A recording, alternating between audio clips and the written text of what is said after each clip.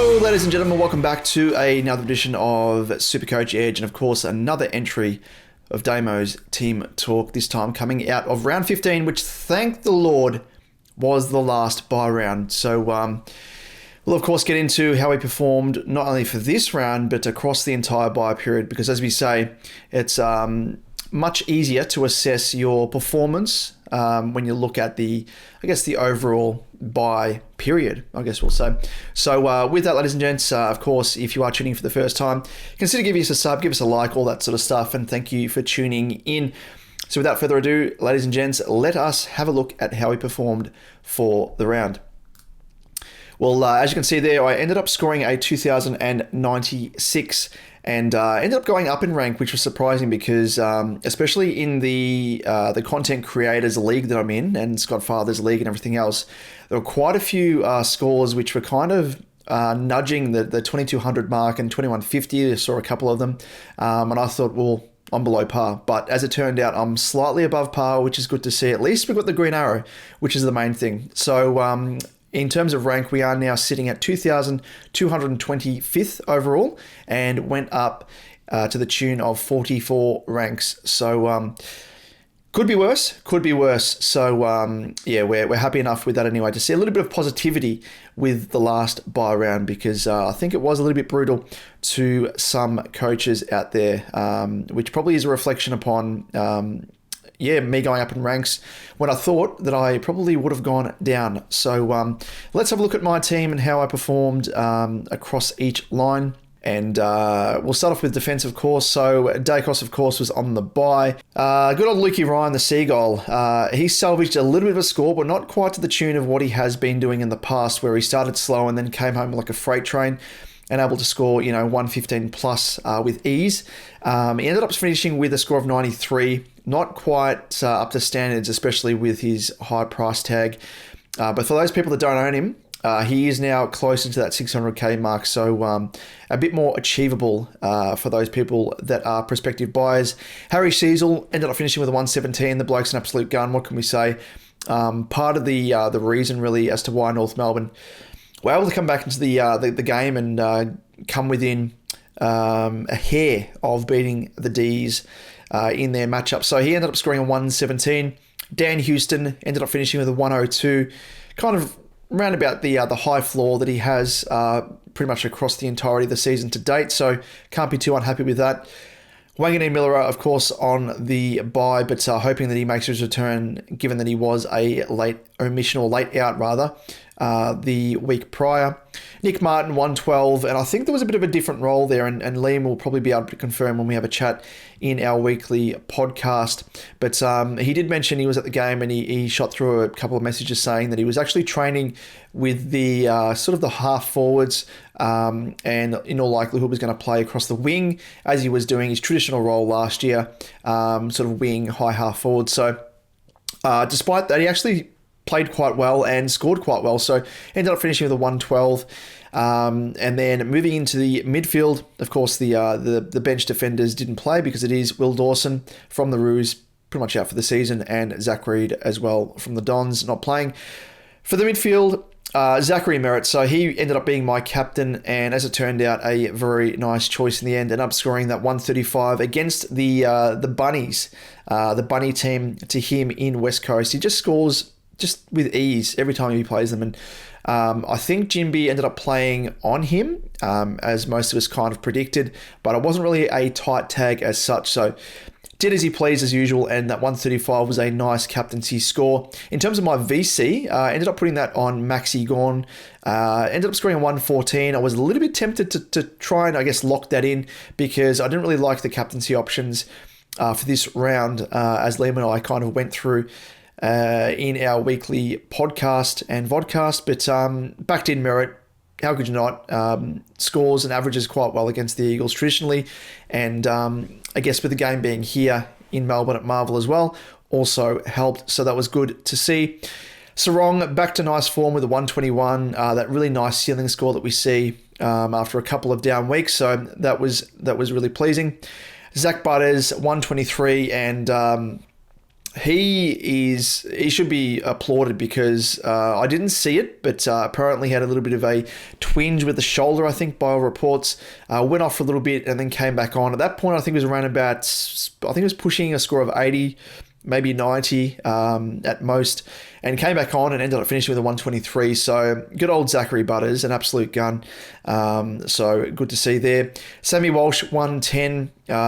Really solid game by him. And what can you say? Really is hitting the mark there. Took Miller, 95. Ended up having around about 30, would have finished close to 35 disposals for the game, but absolutely butchered it and turned the ball over at various stages. I think considered a goal. As you know, such was, I guess, his turning over the ball ineffective wise. Ended up finishing with, let me just have a quick squeeze, 33 disposals, 8 marks and 6 tackles, 1 free for and 1 against. So could have been a huge score, but wasn't to be. Kind of shot himself in the foot, but much like with Butters, early on it looked like it was dire in terms of the score that Miller was looking at and staring down the barrel of. So good to see him actually turn it around and I guess eke out a 95. Now, the Green Machine, Tom Green, you would have heard Liam and I speak about it. We clipped up a little social clip, you might have seen it, highlighting one of the questions that we received from one of our viewers / listeners, and they were asking whether or not they should punt or keep Oliver in return for merit, or should they look to trade out the Green Machine himself in Tom Green or a Took Miller. And we suggested that Tom Green's going to turn his form around. Of course, he did this week with 153, went massive. And of course, Clary Oliver, we kind of flagged that potential there without Petrarca being there. Opens up the potential for Clary to attract the tag from week to week. And he's not in the best form and is quite compromised, I guess you could say, and showed his frustrations numerous times, old Clary. But the man, the Green Machine, 153. I think he was playing on Heaney, I think. And these guys weren't playing on each other at all, really. They were kind of like obviously on each other at the stoppage, and then they just spread off each other and do as they please, really. So it was good to see as both an owner of Tom Green and Heaney, who ended up scoring a 112 himself. Good old Breville, 61 from him, which hit the mark. Very nice.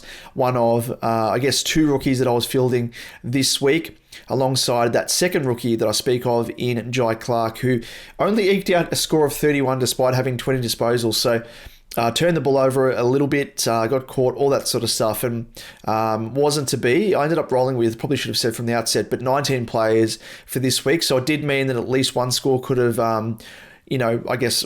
rolled out of my overall score, and his score did. So it didn't count towards my overall score, thankfully. He was my 19th man. In terms of the bench, obviously Bont, Steele, they were kicking their feet up and, on the bye. And as you can see there, Rawlinson from West Coast, the non-playing player, 102.4k rookie, forward midfielder. I ended up bringing him in this week and probably should have done this as well from the start, but let's go through it now. In terms of the move that I made heading into round 15, I traded out Frazier for Rawlinson, which gave me approximately just under 170k. And I had a little bit of money in the bank as well, which I put towards upgrading McAuliffe to my man, King Charles, in Charlie Curnow. And boy, did he return dividends first up. So happy with that. And the whole reason around getting Rawlinson in my team is because of the fact it ties in with what I'm preparing to do this coming round, which is using a trade directly to trade a Jai Clark to Connor Rosie, who will end up being my M9, and I'll be able to loop him off the bench, or alternatively, depending on who plays first, I could bench a Tom Green or a Took Miller, see how they perform, and then use Rawlinson as that non-playing player to then loop on that score. And hopefully that's a tactic that will help me gain rank from week to week. So we'll see how we go with that, but we'll try that out and see. I haven't done any tests as yet to see if I have enough money to go directly from Jai Clark to Connor Rosie. I'm hoping that's the case, and that then would allow me to keep good old Juicy Brucey, Revel in my team as that DPP mid-forward cover across both lines for the remainder of the season. So fingers crossed I can do it, and we'll see after we've assessed the rucks and the forwards. So let's go through the rucks episode quickly. As I said, Maxi Gawn 114. Was hoping for a little bit more, but wasn't to be. But of course, I had Merritt as my captain. Lukey Jackson 66. He was a bit of a disappointment. Of course, Darcy ended up smashing it for Freo, virtually as the number one ruckman. So with that, the adverse effect was Jackson was camped forward a bit more, and obviously didn't have as much time in the ruck, unfortunately. But of course, English was on my bench. We'll be making a return this week after being on the bye. Looking at the forwards, Flanders 117. A few people had him as their captaincy choice. He was actually my second choice behind Merritt, and I'm thankful I didn't go down that route because, I mean, you're only losing out on, 18 points or thereabouts, so could have been worse. But, Flanders at least, he's continuing that run where he hasn't scored below 100 all season, so full credit to the good old Nettie. Isaac Heaney, 112, from strength to strength. He's just someone you can really back in from week to week. And Dane Zorko, likewise, as well, with the 104. Zach Fisher ended up finishing with a 108. He actually, another one who started so slowly and then ended up working his way into the game, which was pleasing. And, he just had a few chip-to-chips. And with the margin being so close in the end, the touches that he did have that were effective were scaled up, which was, it's could have been worse. Could have been worse. So 108 is a big tick. My man, King Charles Curnow, on debut, the 118, just an incredible player. Liam and I spoke about it and touched on it as, him being a potential trading candidate heading into round 15. And I hope those of you that tuned in did likewise, because at that price point, as we explained, an absolute bargain. He's already gone up now in cash. He's actually only gone up 8.7k because I think his break even was around about 100 or thereabouts from memory. So if you don't have him, I'd look very much so to get him into your team, especially considering that Carlton Mob are playing Richmond this coming round, who we all know they're struggling. They're on the ropes, on the canvas almost, and Charlie Curnow could be having another day out as well. So as we spoke of when we analysed good old Charles in the weekly podcast, the big thing with him and with Carlton players as a whole is Carlton's fixture opens right up. And, we saw now we're playing Richmond. I say we, being a Carlton supporter, of course, an absolute Carlton nuffy. But if you look down here at the fixture, there's the Giants who are, struggling. There's North. There's Port Adelaide who aren't in the best form. There's Collingwood who Charlie Curnow normally towels up anyway. He averages 93.8, which is right up there in terms of the most average that he has, the higher average that he has against teams in the competition. Then to round out the season, couldn't get any better than this: Hawthorn, West Coast, and St Kilda. So, other thing to mention as well is on the run home, there's only 2 more interstate games, which is round 17 against the Giants and then round 23 against West Coast in Perth, of course. So every other game's at MCG or Marvel. So, that in combination with the, the difficulty of matchups just bodes well for good old King Charles. And then Bo Dowling, he's the bloke who used to play for Hawthorn. Billy Dowling, sorry. I looked at the B Dowling and it threw me. So a bit of a tip of the cap to those older supporters out there that remember Bo Dowling was picked up from Hawthorn and with a high pick and didn't really amount to much, unfortunately, due to injuries. But he was on the bye, of course.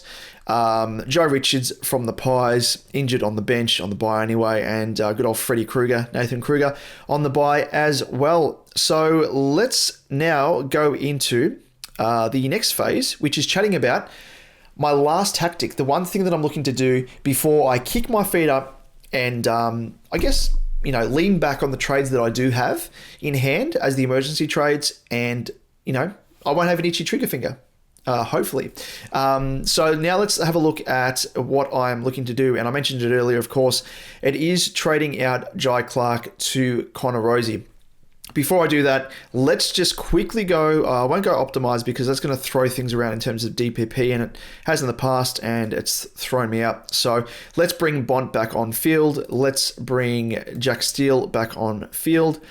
And then in the forward line, ruck should say, English comes back on at R2 alongside Gawn at R1.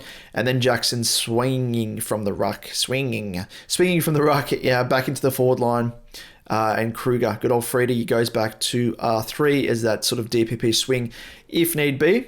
And Jackson back on field. So it's good to see now, coming out of the buys, a full array of what we'll call primos. I know there are players that people, or primos that people are saying are fake primos and aren't in very good form, that they've traded out or want to trade out. For me, my mindset at this stage is with bringing in a Connor Rosie as my 23rd man, or an M9 in this case, off the bench. It's going to allow me to, instead of using a trade to upgrade, say, a Miller, who obviously hasn't been in the best form, or a Tom Green, who's since turned it around, at least for this week, it allows me to keep those trades at my sleeve and then have Connor Rosie as that player who can sub in and hopefully can continue the form that he recaptured on the weekend when he scored over a ton. So let's see how things go with regards to that. So we have 170.3k in the bank, and doing the quick sums here, Connor Rosie is priced at 410.7k. I only went down the 8.2k on the weekend because he came ever so close to his break even. So Jai Clark, 245.6 plus the 170.3. Let's have a look to see if we make it, and I think we might. I think we might come through with the skin of our teeth. So let's do the trade, and it's going to be one of the last trades that we do for a fair while. Fingers crossed, hopefully, that there's no carnage in terms of suspensions or injuries, knock on wood. So let's scroll down the list. In terms of other players that I'd like to have in my team, Errol Goulden's obviously one. He slips under the radar. A lot of people did this trade when I was in the US over the couple of weeks that I was there, and I was kind of scratching my head, even though I was kind of keeping up with results, obviously footy-wise, generally. Wasn't able to do the deep analysis when it came to SuperCoach, but it's so obvious now that he's just there to play his trade in the shadows behind Warner and Heaney. So he just gets away with any potential tag that he would have felt, especially last year, with the rise of Heaney, and then of course the elevation even further by Warner, who's taken the next step in his game. So yeah, 623.6, went up 32.4k. Errol Goulden. If I was to get him on my team, I would need to use a secondary trade in order to fund this trade to get him in, and I'd need to find an extra 200k from somewhere, which is impossible. So it would mean that I would need to trade a Took Miller directly to Errol Goulden, which I may do down the track. But as I said, at this stage of the season, I want to keep those emergency trades up my sleeve, and then using this tactic of getting Rosie in my team, it allows me that flexibility to, if injuries strike, for those coaches out there that have just burnt through trades and used those trades previously to trade, say, a Miller to a Goulden, it has meant that they're going to be trade down. So hopefully I can get a little bit of a leg up if that happens. And my mind is cast back to last year when Tom Green went down with a hamstring injury. A lot of people used their second last trade or even their last trade in order to get him out. He ended up returning within, I think it was a week or two potentially. It was earlier than expected, and ended up going on a bit of a tear, good form. And then I remember so vividly because I had my last trade, which I had to use on a Nick Dacos, who got injured his leg or whatever it was, out for the season. And even though I had a 23rd player in, who was it? Good old Georgie Hewitt, good old Georgie boy from Carlton. Walsh pretty much went down as I brought in Hewitt. So there was a little bit of a correlation there. Hewitt's virtually went into Walsh's position. His scoring went through the ceiling, which was good, but it meant that I had to play virtually a rookie because there was other injuries going down as well. There was Doherty, other little niggles as well, and so on and so forth. So with that in mind, I want to keep these emergency trades up my sleeve. I don't want to be in that position because it saw me slide down the ranks where I could have consolidated if I had at least a trade or two up my sleeve. So this is part of the reasoning. So I'm able to get a 23rd player in my team, so let's do it. Let's stop talking about it and do it, as I can hear you yelling at me. let's scroll down. There's quite a few players that have kind of been out of form as well, and other players that are recapturing form, like Hayden Young. Where is he? I have to scroll all the way down. And there he is. So I ended up scoring a 111. So we've made it, ladies and gents. I can see already we've got 415.9k at a disposal, and Connor Rosie is priced at 410.7k. So let's click that plus, get him into our team. We are left with 5.2k. So in terms of accounting, like, you can hire me. I've balanced the books ever so nicely across the journey, and it's all led up to this. So it's incredible. And I only really realised during the round that I would have been able to go a Clark to Rosie. I was hoping for Clark to score a little bit more, but he had that negative 22 break even or whatever it was, and we're still going to go up in cash. So that definitely helped me. And yeah, obviously Rosie not eclipsing his break even helped me massively as well. So Jai Clark ended up going 24.5k. So that was a massive help, a massive help. So I didn't have to really rely upon Rosie dropping in cash any more than what he did. So look at this. This is my team, as you can see here, if you're tuning in via YouTube. Incredible, absolutely incredible. It feels even better than last year. I'll go early because of the fact that, I mean, Connor Rosie compared to George Hewitt, who was my 23rd man last season. I'm in a very, very nice position. The other thing that I'm pleased with is the DPP swings that I have across multiple lines. So I obviously have a forward midfield swing with the likes of Dowling, Zorko, Heaney, Flanders, Revel, who's still on the bench in the midfield. So that's a really, really nice help there. And then in terms of the ruck forward swing, that is via good old Freddie Krueger at R3, and I can swing Jackson into the ruck if need be.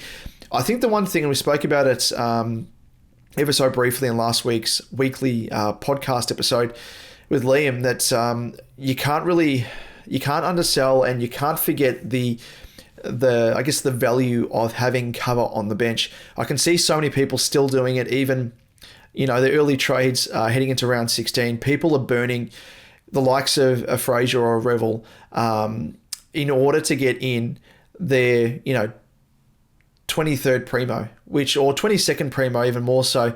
And I can see the need for that. Yes, you need to upgrade your team, but just keep in mind that it's going to happen. You're going to have niggles. You're going to have guys suspended for a week, as we almost saw with Butters. Guys having concussion, where they're out for a week, maybe two. And, if you don't have any cover on the bench, you are going to be absolutely stuffed. And, cover on the bench in combination with DPPs as well, that swing just allows you that coverage if need be. You don't want to be relying upon it, but if you need to happen, it means that you don't have to burn a trade to cover a donut for a given week. So with that in mind, I'm very, very, very pleased in the position that I'm in at the moment. I can use Dowling as cover. I can use Joe Richards when he's back, which is reportedly perhaps as soon as this week for round 16. We've got Nathan Kruger if need be as well. We've got Revel, as I said, and then Rosie as my M9 23rd man. So that sort of leads me to that discussion. So and then I probably should mention as well, the other DPP is via the defender forward, which is virtually just via Fisher and Will Dawson, who's a non-playing player from North Melbourne. So, if I need to cover anyone in defence, throw Fisher back, and then it means that I'm going to have to rely upon, obviously, a Dowling or a Revel or the like in order to make those swings. But it just means that I do have ways to cover multiple lines across the field. The only DPP that I'm missing at the moment, and I don't think it's necessary, it is the defender midfield swing. Could have done it if I brought in Sard from Essendon, the non-playing player rookie. But I figured if I was going to do that, it would have been least beneficial because of the fact that Essendon still have a Friday night game to come for the remainder of the season. They've got a few Saturday games. They don't have too many Sunday games. So I'd be bringing in a non-playing player to have a twofold effect via the DPP swings, but also to use them as the loophole player, by using Rosie off the bench if need be. So that's part of the reason why I bypassed that and went for Rawlinson from the Eagles. The Eagles have quite a number of late games, Sunday games, so I can utilise this tactic. Whereas if I went for Saad from Essendon, there would be weeks there where I wouldn't be able to utilise this, 23rd man or the M9 in this case with Rosie. So I'd kind of defeat the purpose of getting Rosie into my team. So with Rawlinson, that ticks that box. So with that, let's have a quick squeeze in terms of fixture as to, whether or not I keep Rosie on the bench early or if it's another player. So I think in terms of players that I want to be looping, I'll probably be Steele, Miller, Green. I don't think I'm confident that he's going to be able to turn it around, especially when Cogs returns to the team. So I think it's going to probably be rotated between Steele, Miller, and Rosie. Liked what I saw from Rosie on the weekend as well. Looked really good. Now this counts Steele out potentially because St Kilda and Port are playing in round 16. So I'm going to have to choose between one of these two guys. And I think, I don't know who I'll go for as yet, but Suki Miller, he plays early before Rosie and before Steele, of course, on the Saturday at 4:35 p.m. against the Pies. So what I think I'll do is, considering Miller's form as well, that is tapering and not being helped by his inaccuracy and turning the ball over, I think I'll put Miller on the bench with the emergency. In terms of using that non-playing player Rawlinson as that loophole option, it's perfect this week because West Coast play the last game of the round, which does mean that if Miller kills it, I can easily then put Rawlinson on field, and I'll need to sort of make an assessment as to who I take off. Now, this is the big gamble when it comes to having a 23rd player or an M9 in this case, because you virtually just have to. It's virtually like a rookie roulette. You have to work out and try and guesstimate as to which of these primos will score less than the player that you've got in the M9 position. So in this case, if Miller scores a 120, I think I'd be happy enough to take off, in this case, a Jack Steele. And back in a Rosie. But, you may find that the player that you take off, scores more than Miller in this given case, or the player that you've put on the bench, doesn't score as well or whatever, and so on and so forth. So, you've really got to, or if he scores well and then another player you keep on field like a Rosie scores like shit. So it's a bit of a gamble. It's a coin flip, but, that's part of, I guess, trying to get a bit of a leg up over the rest of the competition. And this is the way to do it outside of VC and C options, obviously. So that's what I think I'll do this week. In terms of, the player that I'd take off, it'd be between Steele and Rosie. So to come down to the matchup historically, how have they scored against each other? So Steele against Port Adelaide, he has averaged in his last three, 122, 126 and a 70. So a little bit of a mixed bag there. This is being played at Marvel as well. So should play more into the favour of Steele. That 70 that he scored was back in round 7 actually in Port Adelaide, at Adelaide Oval. So that kind of puts a little bit of a damper on it and a little bit of a worry on it. But Steele's been scoring okay without being massive. Like, he's had a high-ish floor with around about 90-odd. But, yeah, you kind of obviously want more than that if you're going to back him in on field. So Connor Rosie against St Kilda. He has scored, not too good actually, 87, 96 and a 91 in his previous 3. And doesn't average too well against them. He's played them 5 times and averages a 71.4. Obviously, has been battling form and especially injury. He's been dialing up his time on ground over the past couple of weeks with 101 minutes and then 113, which is on the weekend against Brisbane when he scored that 111. But I don't know if I should back in, Port off the back of that massive smashing at the hands of Brisbane. You think they'd come out and want to respond well. A little bit harder at Marvel Stadium against the Saints, but I think they could do it. So first we'll just wait and see how Miller goes and assess from there, and then we'll have to make that tough choice. But I think for me, like we were talking about in terms of the captaincy side of things, the M9 player, I think the threshold for me will probably be around about 115. A little bit lower than the 120 mark or 125 mark that we kind of use for the VC scores that we lock in. But again, it's going to be matchup based. It's going to be, fluctuating from week to week, I feel. So we'll have to assess it on its own merits and basis from week to week. So that's what we're doing in terms of that. Everything else looks pretty straightforward. Kruger will stay at R3, and Dowling no doubt will play for Adelaide as well. He will stay on the bench as the emergency, but I have a bit of flexibility here as well, because I can switch Dowling into the midfield on the bench and switch Revel into the forward line if I feel like Revel could score more than Dowling. But I mean, it's again harder because we've got a full complement of primos across our team. So if a bench player plays well, it's going to be hard to try and work out which player, especially in the forward line, that we bench. And, do we take that risk, or do we just back them in to score better than the bench player? So again, these players that I have on the bench, Revel, Dowling, Richards, all these guys, Kruger, I don't expect them to be punching out primo scores from week to week, only if it's a favourable matchup, which, yeah, I think even then, we'll put the emergency on Dowling. Who do Adelaide play?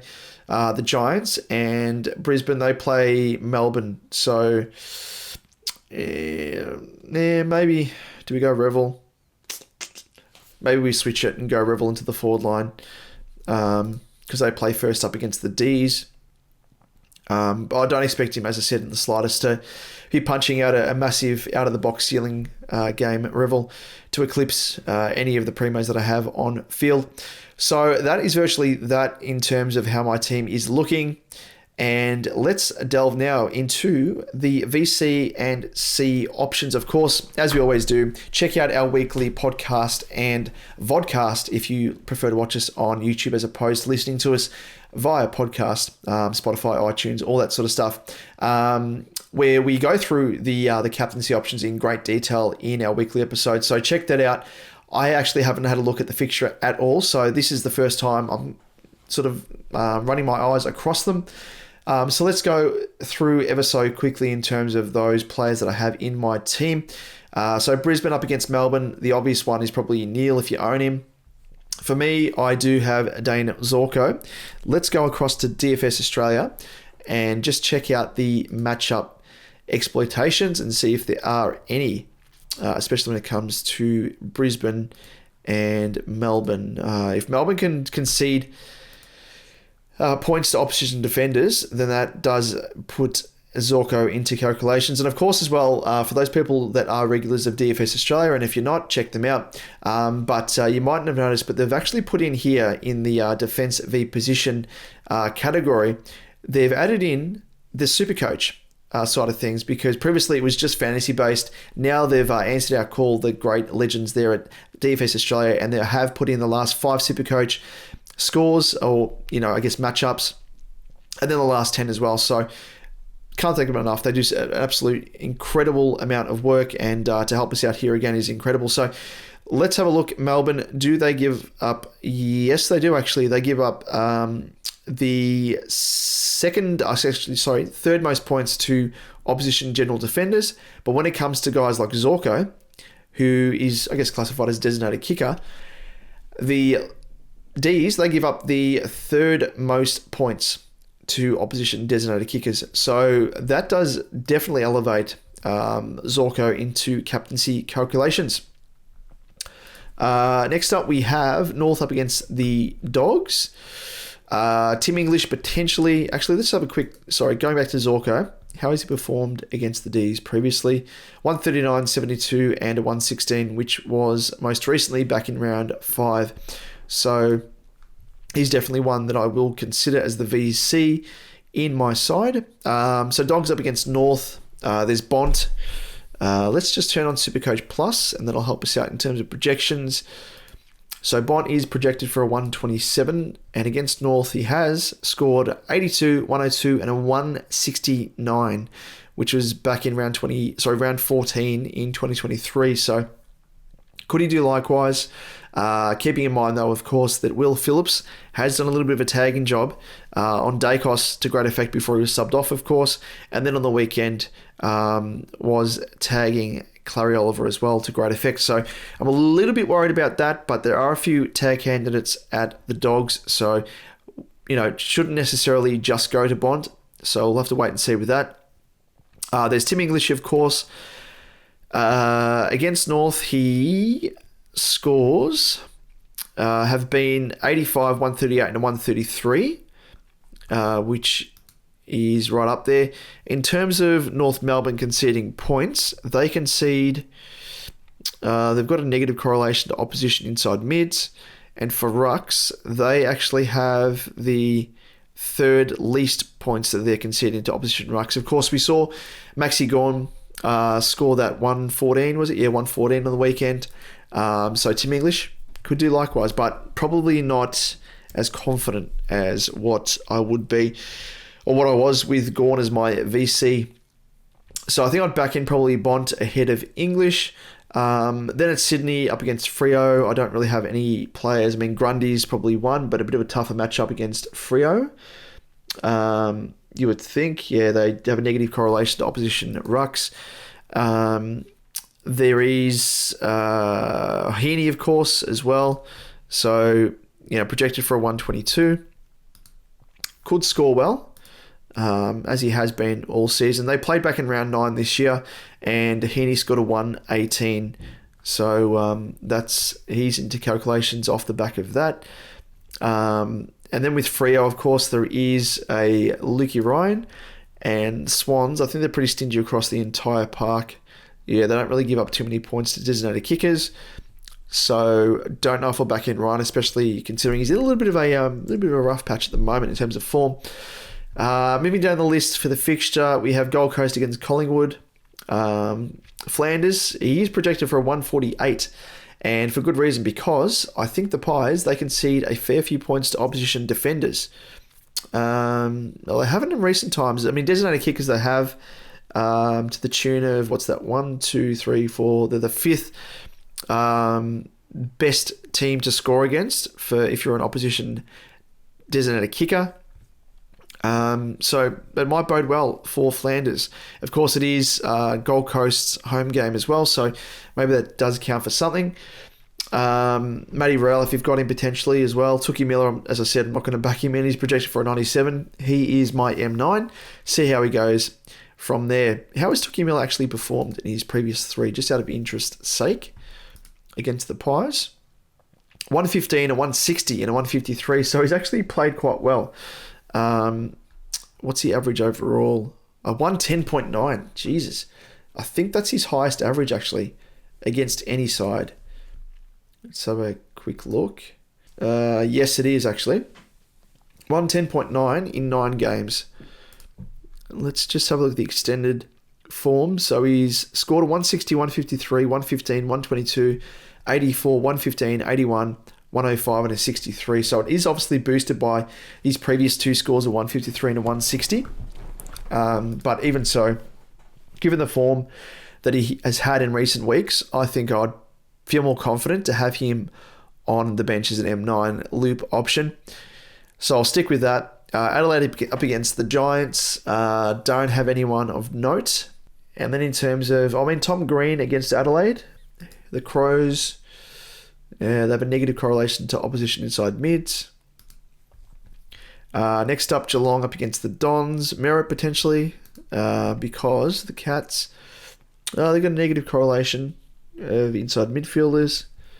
That's about that. Nick Martin potentially, sort of that wing defender. Yes. A positive correlation there, but nothing to write home about. St Kilda up against Port, we kind of went through that. Butters could potentially be one. Houston, I should say as well, because as we all know, the Saints, they love to bleed points to opposition defenders.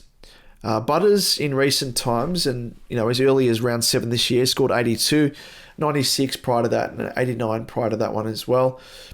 So I don't know if we'll go for him.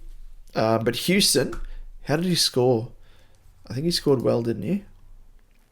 Oh, he didn't. 107. So a little bit disappointing. Actually, majorly disappointing. And the Saints, yeah, they're still conceding by far and away the most points to opposition defenders. General defenders, they give up on average an extra 18.95 points, and designated kickers an extra 12.62 points compared to a player's average in that given position virtually. So do we play that matchup? Potentially, maybe. So there's quite a few good captaincy and VC options this week compared to, especially on the weekend. Carlton up against Richmond. Walsh is definitely one. Cripps, if you've got him.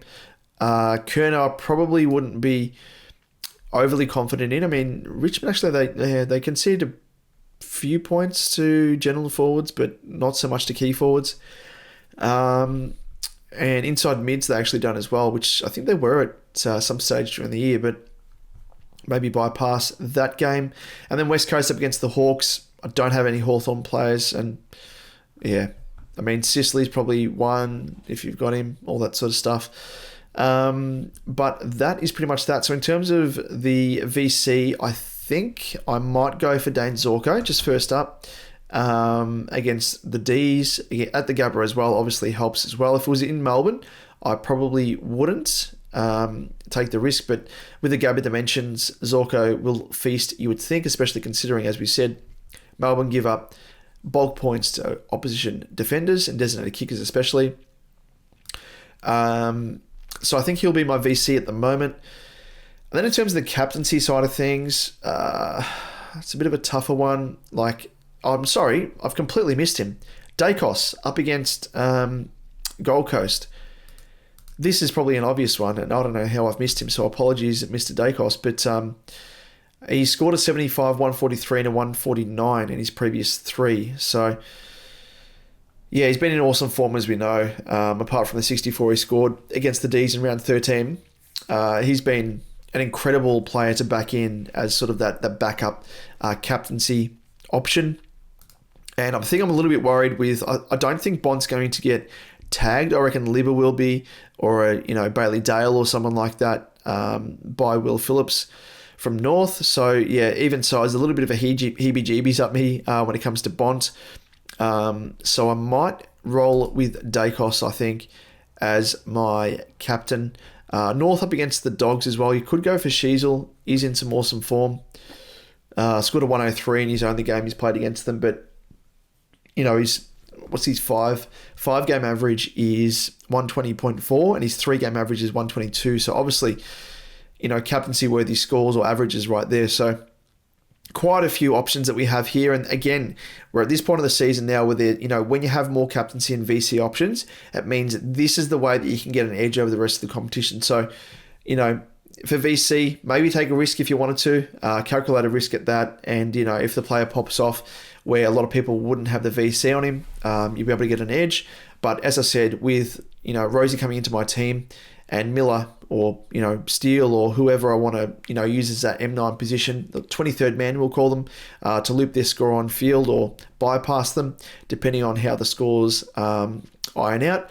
That's the other tactic that I have to really get a leg up over the rest of the competition. So with that, ladies and gents, I think that rounds out this video before it goes on for any longer, or audio if you are listening to us via the podcast side of things.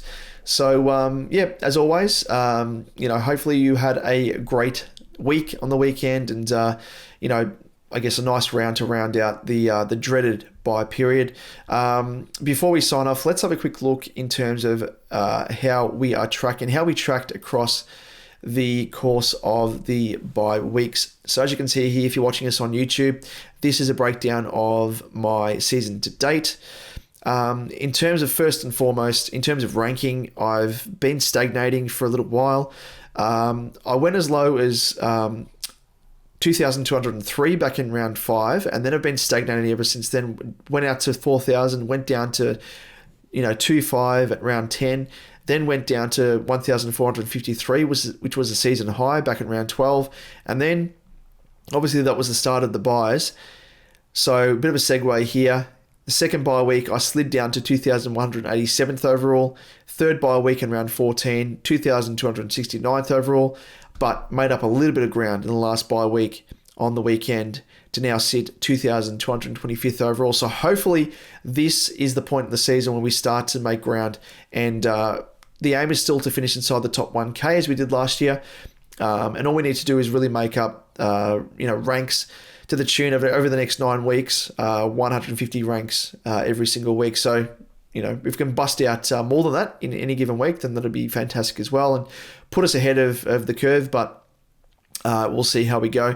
In terms of the bye period and how I scored across the entirety of the 4 weeks, let's have a little look at it and we'll add it up. So the first bye week, I ended up scoring a 2,044. Second week was 1,842. Third week was 1,971. And then the fourth and final bye week was 2,096. So I ended up scoring a 7,953, which is around about par. I think we've seen a few people on Twitter, especially the Scottfather as well, saying if you can score around about 8,000 points across the 4 bye weeks, you're kind of on par. Anything beyond that, and you're kind of going to be making up ground, and you're probably reflecting in terms of your ranking as well, going into the buys compared to going out of the buys. So as I said, I've lost around about close to 750, 770 ranks, which isn't ideal, but we will be able to make them up. Because on the weekend, for example, round 15 just gone, a lot of people that scored well had Grundy, and they obviously don't own an English, and they had a Goulden instead of, say, a Took Miller. And the difference there between, Goulden and Miller was around about 55, 60 points. And then obviously Grundy scoring that 120 odd is, extra points in the bank compared to those people that had to, not have an R2 and only had a Max Gawn and so on and so forth. So isn't the end of the world. Always, as I say, contextualize your week and how you scored compared to what you are missing and what other teams have at the disposal for the bye week. And the bye weeks are deceiving because of that, and don't tell the full tale. But from now on, we're obviously back to a full complement of a team, full 22. So, make sure that you have your best team on the park, and it will reward you from week to week. So that's what I'm banking in. I'm banking on. That's what I'm backing myself in to make up ground via the team that I've got, and via swings and via that 23rd man, or M9 in this case. Anyway, so let us go back to our full screen so you can see it there if you're watching us on YouTube. And that's my team. That is virtually it. So I'll roll through it for those people that are listening to the audio podcast, because you obviously wouldn't be able to see it, but check it out on YouTube, of course. I have posted it on my Twitter account as well, at DamoJ88, if you want to check it out, where I always post my recap of how my team performed on the week as a bit of a quick snapshot before I obviously do these records where I do the Damo's team talks. So in defense, this is our final team with the 4 trades in the kit. Break glass in case of emergency type trades. So in defense, we start with Dacos, Ryan, Sheasel, Houston, Wangan and Miller, and Nick Martin.